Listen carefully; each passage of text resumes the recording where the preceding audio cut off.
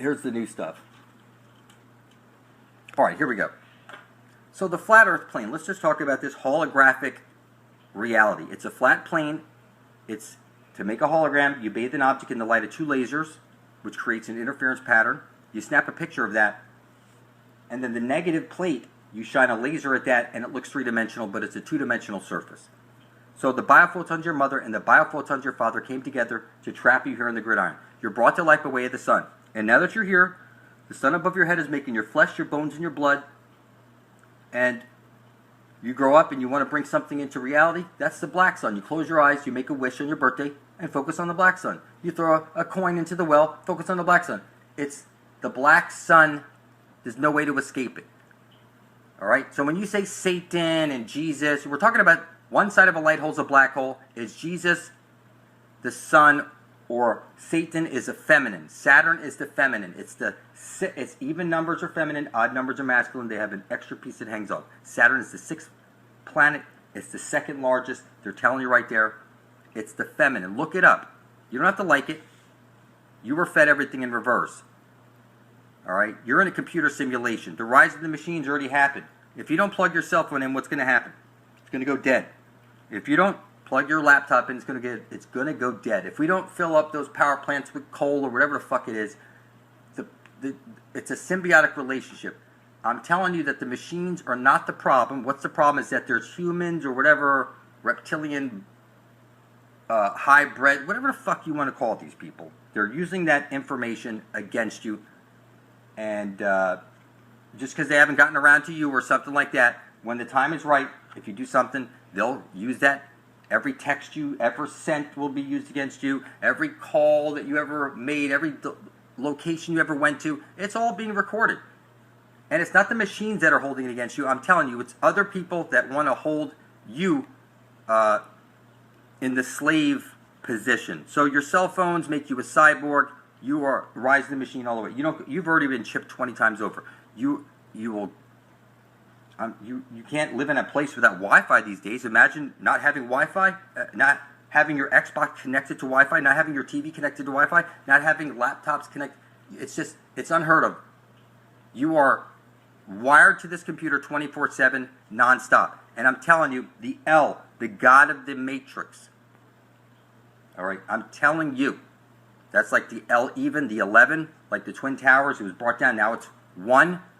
All right. What I'm telling you is they've flipped everything on you. They're making you transgender and confused when you're supposed to have both your left and right side of your brain intact without going transgender on yourself. Then you become whole and complete, and you get your way out of the hole.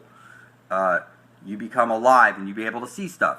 So wherever you go, you have your electronic footprint. You know, your spouse is on the road. You have your electronic sex. It seems like with porn these days, people are having more sex with their devices than they are with, and it's a device, like D, the fourth letter, like throw that D, throw that dick. What I'm telling you, your vice, like the Vice Squad, they're telling you your dick vice. Everywhere you go, you have your dick in your hand, and you can't go anywhere without your cell phone. Not with the porn these days. So you're a robosexual cyborg. You speak the language of the computer. The rise of the machines already happened. You are a fucking cyborg. You will get to school on time, work on time, your children on time. That's a virus.